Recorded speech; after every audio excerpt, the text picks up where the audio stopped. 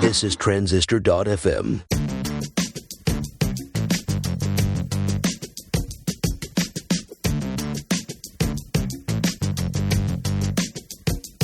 Hi, I'm Justin, and this is Product People, the podcast focused on great products and the people who make them. And this week, I'm joined by a man named Chase Reeves. We're going to talk about the business they're building over there at Fizzle.co. But first, let me quickly thank our sponsors, www.sprint.ly. If you want to bring transparency and sanity to your development process, you need Sprintly. It's agile project management that actually works. I switched from Pivotal Tracker to Sprintly years ago, and since I've done that, it literally changed our company, the way we organized everything. Now, instead of a disorganized backlog, I know exactly where each task sits and who's responsible. So you can try it for free, www.sprint.ly. And then after that, you get 10% off with this coupon code, ProductPeopleTV2013. Next up, are you creating an application that needs charts or a dashboard? Fusion Charts is a JavaScript charting solution trusted by developers around the world. They have tons of interactive and animated charts with advanced features like tooltips, drill down, chart, export, and zoom. And those charts, they work across PCs, Macs, iPads, iPhones, and even Android devices. You can download a free trial at fusioncharts.com. Hey, Chase. Hey, I love how you say JavaScript. I love it. JavaScript. What did I say it like a Canadian?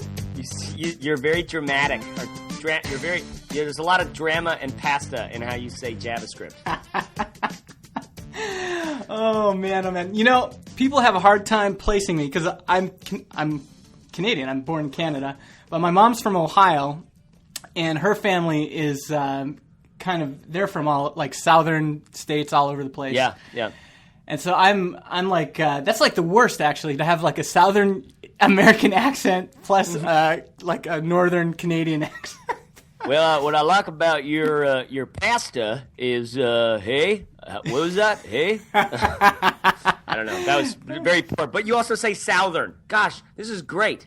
My wife's Canadian. We were talking before the show, and I have very fond memories of living in Canada for a little while, and some of my closest friends ever are in Canada.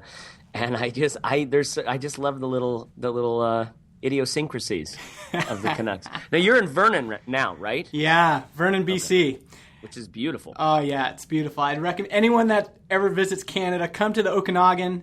Everyone kind of stops at Vancouver, but I think you're thinking of Okanagan. Okanagan. I think it's the Okanagan Valley.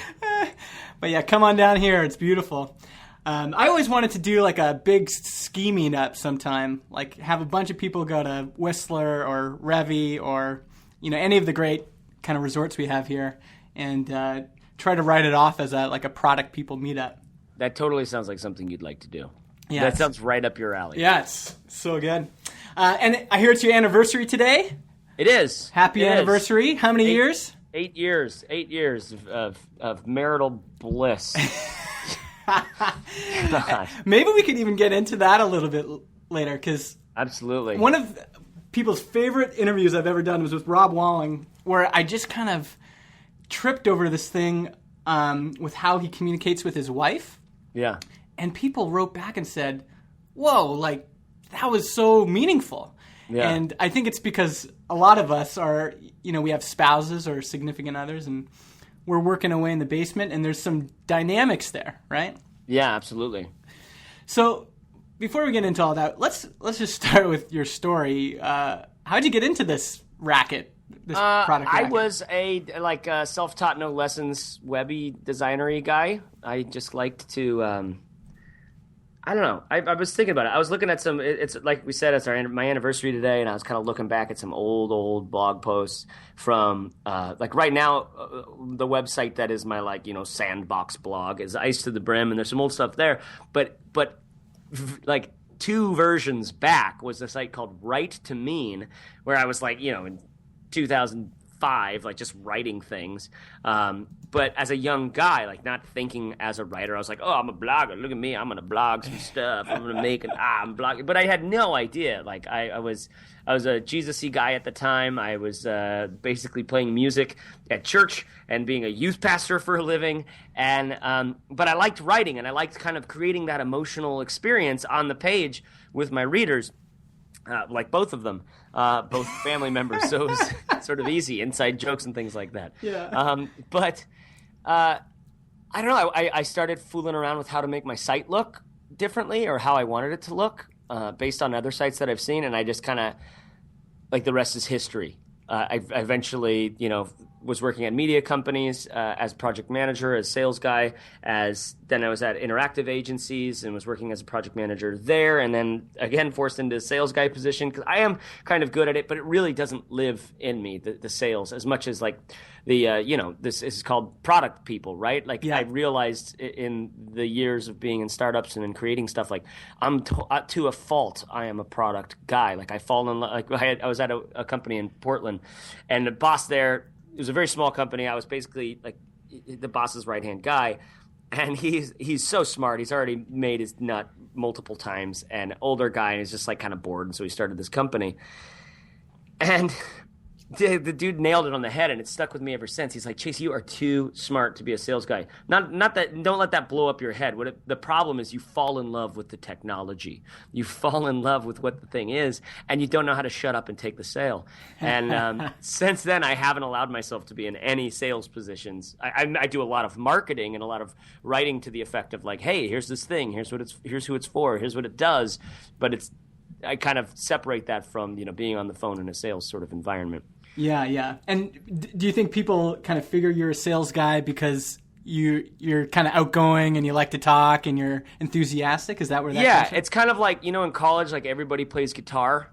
Mm-hmm. It's like in the business world, if you have any of those kinds of skills, they're like so hungry for like good, not in all the business world, right? Not in like Salesforce where they have like an industry of like having sales guys, but or like Groupon or something like that, a very sales rich environment. In environments where like you're working with media, you're creating websites, you're doing stuff like that, there's a lot of techie, engineering, designy types in that crew, and there's not that many who can talk to the client across the table about what this thing is for, why they need it, why it costs so much, et cetera, et cetera. Yeah. And I could grasp that. I did know how to do that, but it was kind of wasting. It was soul sucking, for lack of a better term. Yeah. For me to kind of do that. Yeah. So, anyways, I started there, and eventually it was always blogging on the side.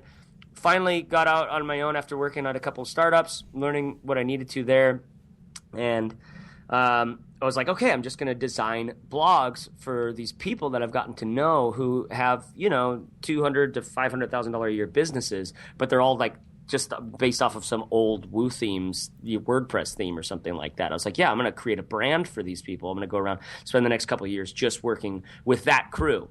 And I knew them by name, and I could hunt them down and target them, instead of like just throwing up a web page and hoping someone lands on it.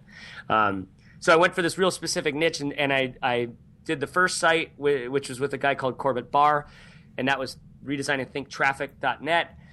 And then by the time that was done, he wanted we were in partnership conversations. I did a handful of other sites, but those were sort of on the side while we were creating what is now called Fizzle, which is our training environment for people who want to build their thing and like are dreaming of sort of supporting themselves and not having a soul sucking cubicle job or something like that.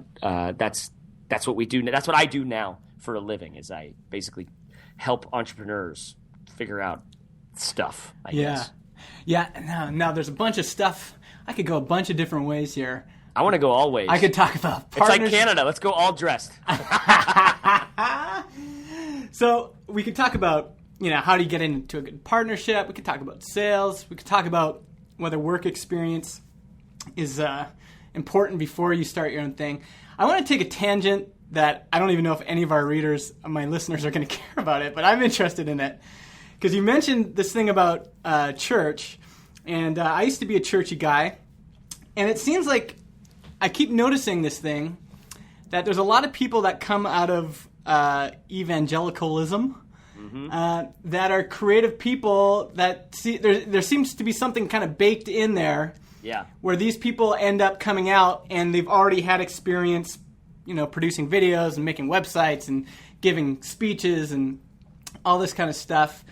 And I just wonder, what do you think it is about that? Like, what is it about? I don't know. It's true. I wondered the same thing. Actually, Adam Clark and I got into it on his podcast a little bit.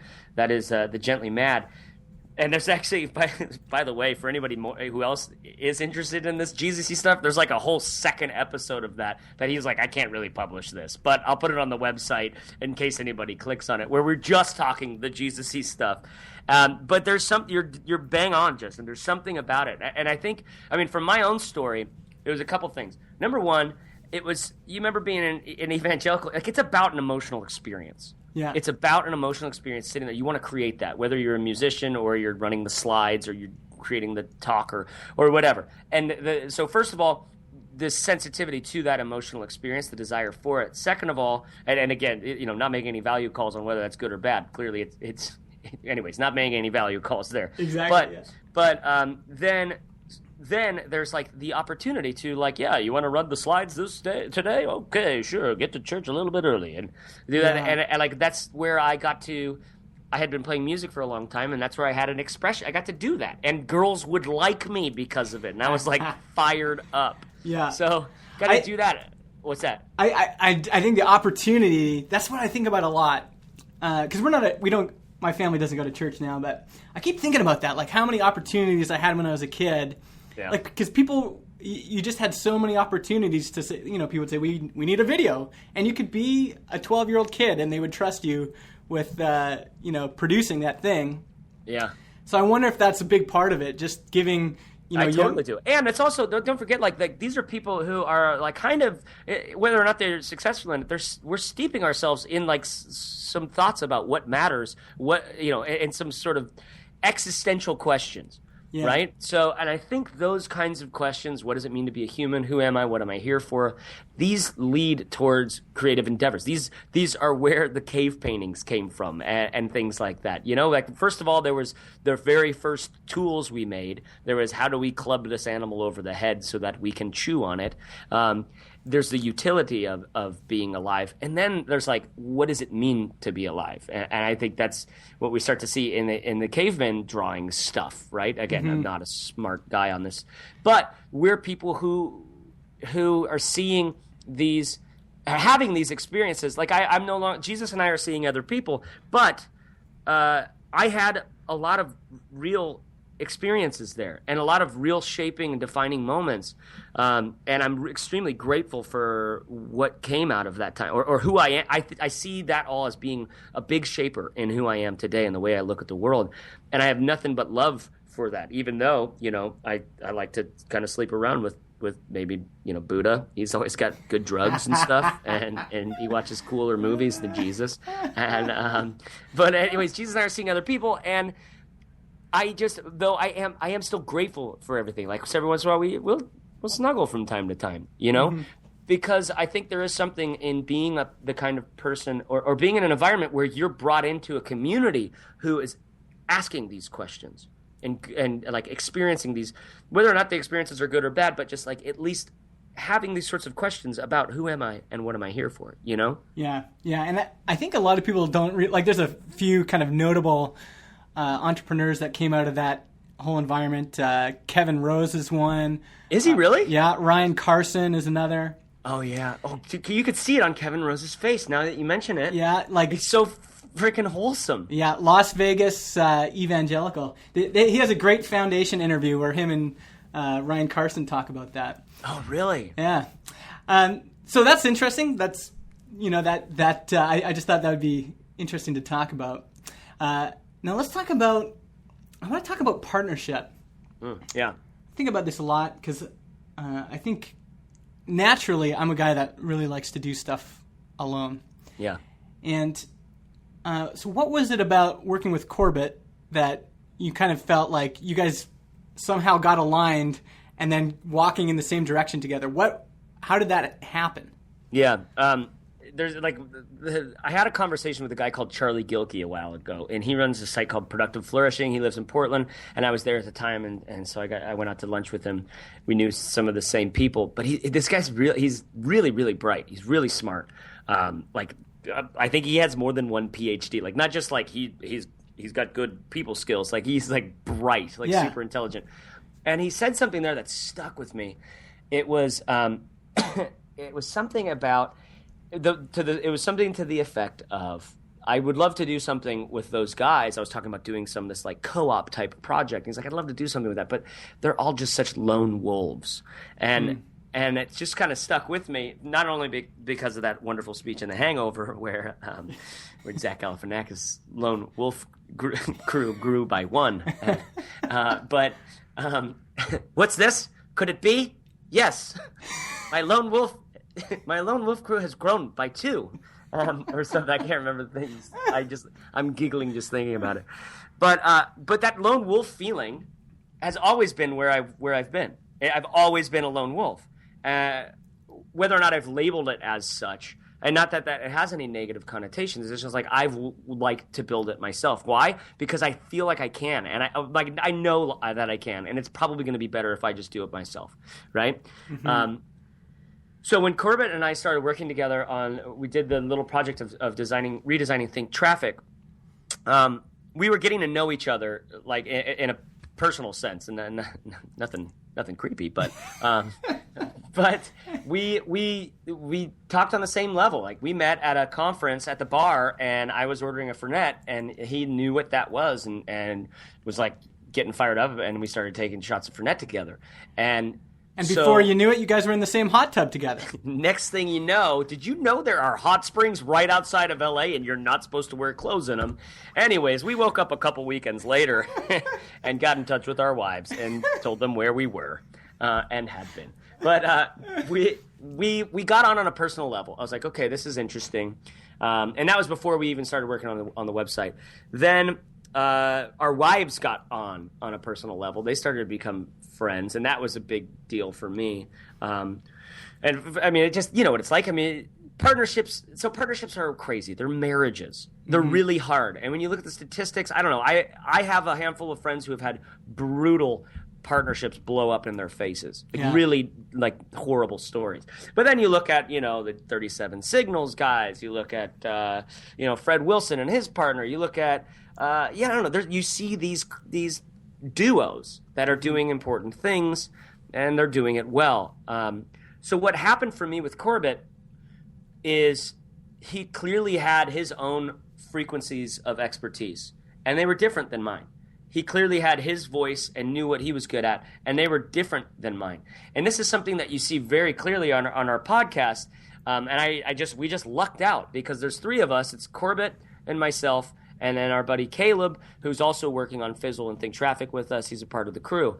And we all just operate in different registers of the frequency spectrum. If you follow my drift there, where Caleb has his own like sort of straight man personality. Corbett has a lot more like intelligence and just real life experience. Has been doing this stuff for a long time, and I'm just this golden retriever who's just fired up about everything, super emotional about everything, and the way we bounce off one another just ends up being great. Well, that's the closest thing I have to explaining why I felt like the partnership with Corbett would be a good thing and not blow up in our faces. Because and then you go through the negotiation of the stuff, and it's harrowing. Like, here's this guy you're getting kind of close with on a personal level. You're like basically in negotiations with you're thinking of marrying each other for the rest of your life. The dream is you're going to marry each other for the rest of your life, right? Yeah. And you're going to make great stuff, and you're going to be like those two super rich guys in trading places, and you're just going to like make bets about like what you can do to poor people and things. Like, that's the dream. But you also have all these stories where it just goes so horribly wrong, and human nature, yourself, you could picture how this is going to go, and yet you can't think through all the variables enough. So, and one of the things an old mentor said to me is like, just expect that this is not going to work out. Expect that in 5 years you will not be doing this, and plan accordingly. And hopefully everything's going great. But if you expect that everything's going to fall apart in 5 years, without letting that sort of infiltrate your behavior now and make it such that, you know, a marriage where you're expecting to be screwing other people in a few years, like, isn't going to work out very well. You know, so That's right. Thank you, Justin. So I don't know. These are I'm kind of you've hit a nerve here, because it was really and then going through the negotiations was really, really harrowing and stressful. And we've come through it, and it was good. We're stronger and better now because of it. We really are. But man, that was like some vulnerable stuff, because Corbett had built Think Traffic into a beast of a publishing site, basically. Really big audience, lots of loyalty, a very large, very engaged audience, right? It's this dream. But then he saw what I could bring to the equation, and I guess there's one tip that I have here. Can I get into this tip? Yeah, absolutely. Yeah. The tip that I had was, it took me a long time. Like, I thought I was hot shit because of Lone Wolf, because I knew I could go build all this stuff that we're talking about building together. I could go do it by myself, just like Caleb, just like Corbett could go build it all himself. You know, I had to let go of that, and I had to kind of own and retreat back into these frequencies that I knew I could do really, really well.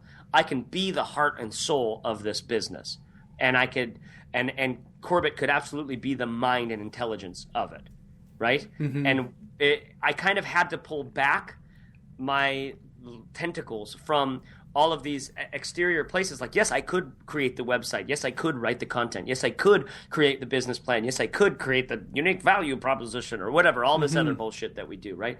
I knew I could do all of this stuff.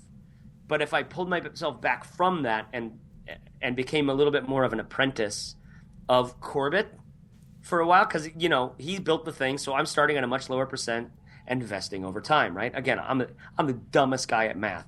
I guarantee you, of everyone listening to this right now, they're all at least smarter than me in math. And if you go to our website, you can take the math quiz and see how you rank up against Chase Reeves. Exactly. So I'm looking at I'm trying to understand vesting and all this other stuff, and I'm just like, and I get it now. I think maybe I probably don't, but I just started trusting Corbett, you know, and just saying, okay, what, you know. I've got to do my due diligence on this, but if I try to harrow down every single detail, that's because we're young and we don't have a whole lot of money on the table. And frankly, if I do this for 5 years and I learn everything that I learned through it and come out on the other side with nothing except for having 5 years of working with guys who are really, really smart and good at what they do and experience building a business and doing all this stuff, if I get kind of Buddhisty about it and be like, can I be grateful for this stuff? Like, then yes, let's move forward, open hearts, fucking open hands, make something important. Let's make something we care about and see how we can do it. Yeah. You know, because when you get really anxious about like protecting yourself and putting up those walls around the garden, it's like, I don't know, things just get shitty. Yeah. Well, I think, you know, if I'm honest, there's two kinds of things I think about here. One is I've been in, so when I was in my early 20s, I opened up a couple of snowboard shops with a buddy. Sick, bro. And the problem that I ran into was I was not a very good partner because I was so used to doing things on my own, is that I wasn't willing to slow it down and bring him into every decision. So, you know, like when you're by yourself, it's like you want to, you know, sign your shareholder agreement, you just do it, right? You just sign it away, or if you need to launch something new or test something, or yeah, totally. And I really was not a very good, you know, the relationship kind of suffered because I just kept going out and doing all these things, and he was just, you know, out of the loop, and it ended up being, you know, not so good. Have you found that, like, do you have to really kind of hold yourself back in some cases and you know, communicate and make sure everyone's on the same page? How does that work out? Well, okay, so not that I find that we need to slow ourselves down very much. Like, we're at this really magical. We lucked out right now. Our organization's very small. And we're very nimble, and we have you know, we do what we need to plan our sprints and do the thing, right? So, and beyond that, like, each one of us is really smart at what they do, really good at what they do, and we just innately trust each other for those things. All right, mark my words. This might be a point in the podcast to say, hey, in 5 years, come back. Oh yeah, that's what got you into trouble. I don't know, right? But in terms of communication, one of my things that I'm trying to do more, that I think is important that I've learned is you got to waste as much time as possible just talking and getting and verbally. Chat is great when you're doing the work and getting the stuff, but get on a Hangout. We get on Google Hangout as often as possible, and I just like to waste time doing that because things just grow and like a little snowball effects inside you, feelings about where the business should be going or this, that, and the other. And you got to have as many opportunities as possible for one of those things just to like fart out, because I think that's where problems can occur. And again, I'm not speaking a lot from experience here. I'm just kind of going off of what I think is probably a danger.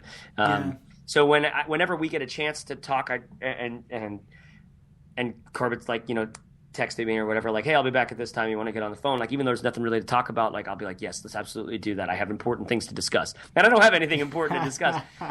But it's inefficient, right? You're not like being a good bootstrapping lean startup and making the most of every goddamn moment, but you're going deep on one another. And I think I don't know, the dream is sort of you choose one another. The dream partnership is you're as much into one another as you are into the business. And again, I mean, I'll wait for Brad Feld to say that before I can quote it, but with any sort of fucking certainty. But it's something that I think might be one of these, like, things that we take with us from our Jesus days of like going rich and deep on the people and not so much on the outcome, so to speak. Well, and if I look back at that first partnership, the mistakes I really made were in isolation. Like I was just, in my basement by myself working away at stuff. And I was like, well, should I wait till tomorrow morning to talk to, my buddy about this? Or, I'll just keep going. And there's something humanizing, even in what we're doing right now. There's something humanizing about hearing someone else's voice and just talking to them. And I think there is a part of that builds trust, which is, I think, ultimately what you need. Like, if I talked to my partner at the time and said, got on the phone with him, I would have got off that call and felt like, well, I can't, make all these decisions without him. That would be an asshole thing to do, right? Totally. So I think I think that's a good point. That kind of humanizing part is important. When you had the snowboard shop, was that before you had kids, or was that early on, or? Yeah, I mean, that was the worst possible, because I was also working full time and we had a couple kids at the time too. Okay. So jeez, I love it. It's like, no, we didn't just have one, we had two. It's like, we had a couple kids. But I remember, like, early on, like when you're hustling. Right now I'm 31, 8 years of marriage, got a 4-year-old. I've had a lot of shit happen the last couple of years. Like we're getting older, and we're getting better at. Like when I say we, I mean my wife and I, and I'm good. I've gotten really good at knowing when the right time to work is for me and when I'm just not allowed to. If I was young and hungry and single, it would be really difficult to be in a partnership, I think, because I'd be working all hours of the night, unless we both were, and I'd dream of, being some 22-year-old kid at Y Combinator, just like coming up with the next fucking, I don't know, something that's not going to make anyone money, but I got that experience, like, bummer. I wish I would have been able to have that, but maybe I'd be smarter because, I don't know, just because it'd be fun. It'd be like camp or some shit, right? Yeah. So, but I don't have that right now, right? I clock in, and I know I'm going to get my solid 4 hours before lunch. Then I check out for lunch, and I come back, and then I start handling email and support, and basically just dealing with things until the end of the day, because I already did my writing, I already got my stuff done. Just back up a bit there. So talk us through that. So in the morning, what's the morning for? What time do you start, and is that like production time? Well, yeah. So for me, morning's always been the best time. I've always been an early morning guy, and then subsequently, this past I guess it was 2 months ago that we had a pretty horrible personal tragedy, and I needed to change my morning schedule to kind of support my wife a bit, and so I hung out with my son in the morning until around 8 o'clock. And then I got to work that. Normally I was trying to get into I work from home, so I was just getting downstairs around 6, making the coffee and just getting after it because I love that. There's something really that I get about that vibe where it feels like nobody else is up. It feels like you're, Rocky training for his fight with Apollo Creed, and it's like the music and everything's coming to crescendo. Like it feels great. But so since then, I haven't been able to get back into the 6 o'clock thing just because our personal life has changed quite a bit. So what Corbin and I are actually both doing, and we're kind of experimenting with both doing this right now, where basically there's no conversation until noon. I get in about 7:30 in front of my standing desk now. I'm trying to go full standing, don't you know it? Because I care about my lower back. Yeah. But yeah, the goal is we work on something until 12 or basically around 11. I find that like if you're really digging inside of you to write a thing and to put something out, you basically have 3-hour chunk maximum of serious written good stuff before you start it starts not producing as many good things on the other side. You're just digging into your well-being on the other side of 5 o'clock that night. Yeah. So that's what we're working on right now. It's just we make something that's publishable before lunch, or we work on something that's going to be published before lunch, and then we handle the fires. And we get a lot of support requests. We get a lot of inquiries about stuff, and we have a lot of things to kind of schedule, blog posts, this, that, and the other, all sorts of sort of editorial tasks and administrative tasks that we then try to do towards the end of the day. And that's when most of our meetings are happening. That's when we're drinking Negronis and recording podcasts. And what time do you usually clock out? Right at 5. My son keeps coming in like all throughout the day. Dad, will you check and see if it's 5 o'clock? and so I've thought about being. I had one time I tried to be super upset about these little interruptions because I know about the importance of flow and all of these things. But then I was like, oh God, he is adorable. What a cool kid. God, he's a monster.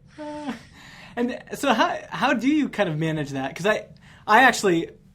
I could work from home, but I choose not to. I rent an office downtown just because I just found because you're in Vernon and it costs you about $11 a month to do shit. It's true. It's cheap. Yeah.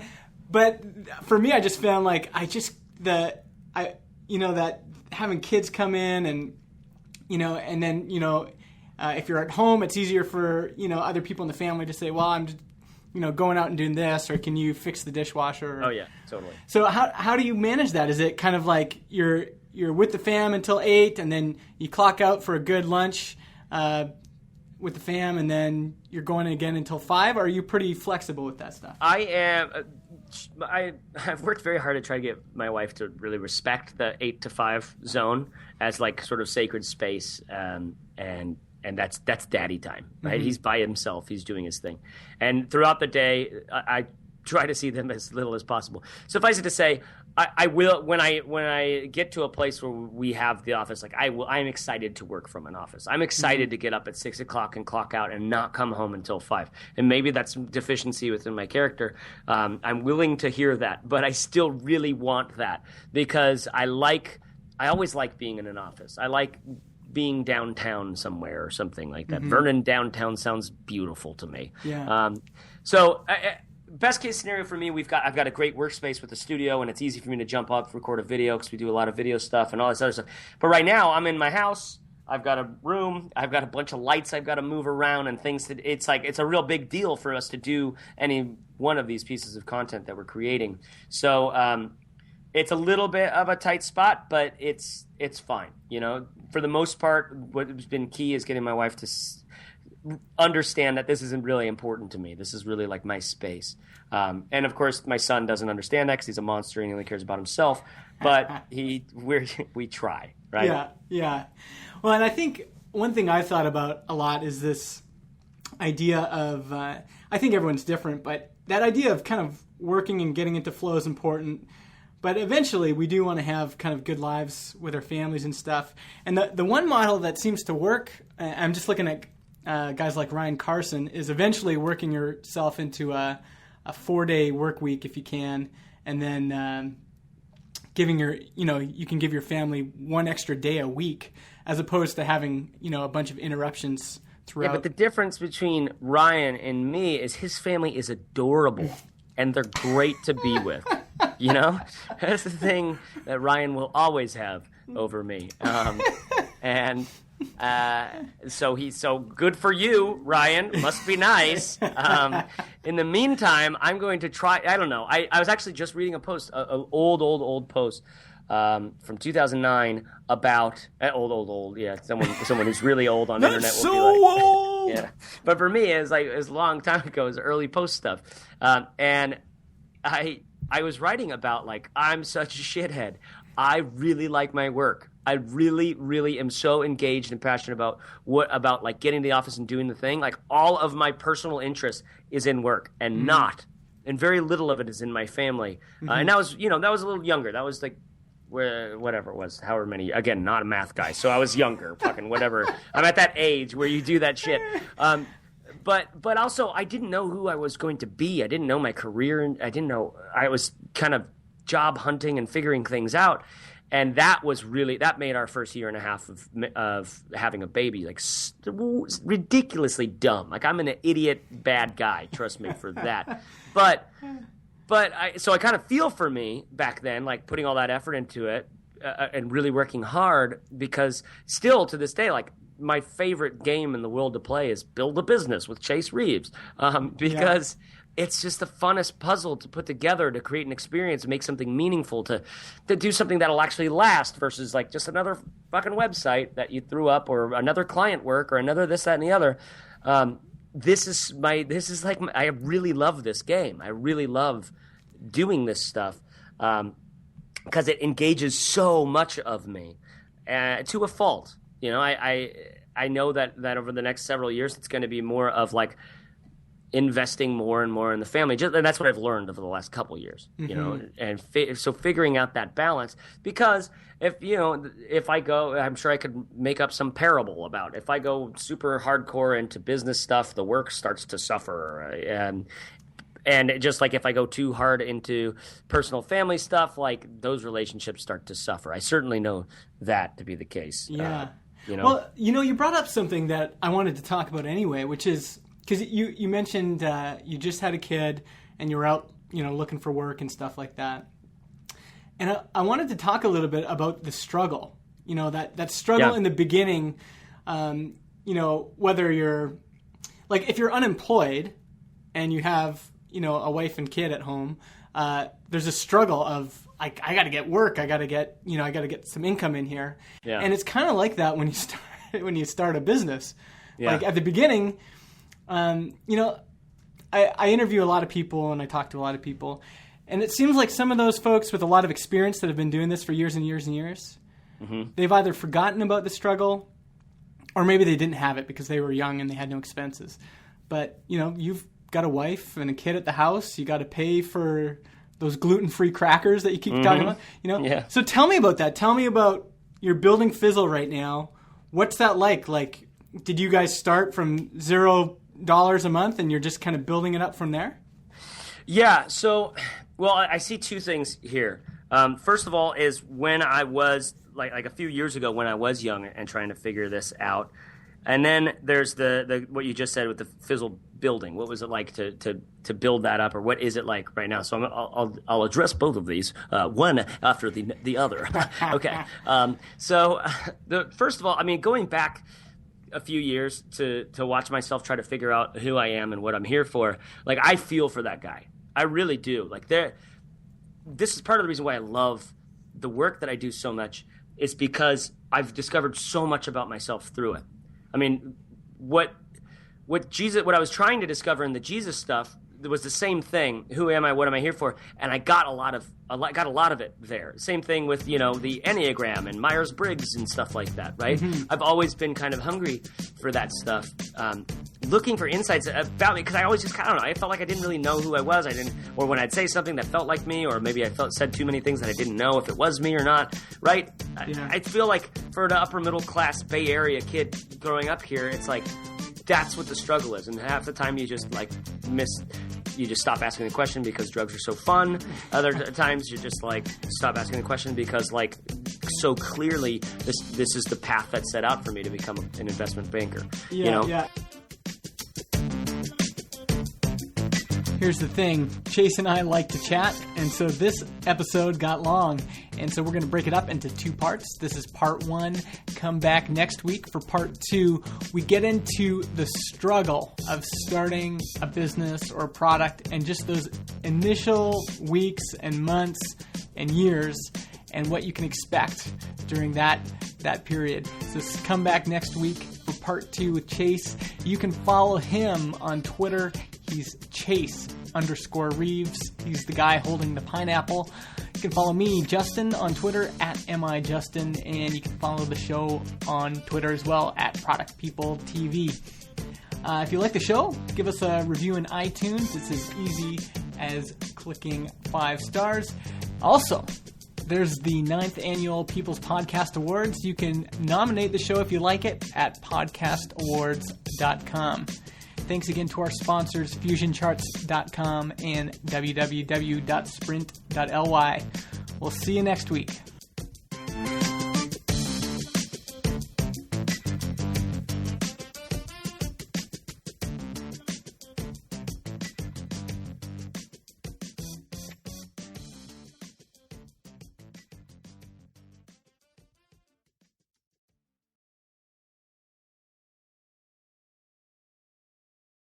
Podcast hosting is provided by transistor.fm.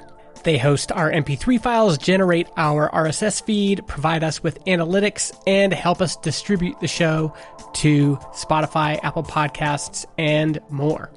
If you want to start your own podcast or you want to switch to Transistor, go to transistor.fm/Justin and get 15% off your first year.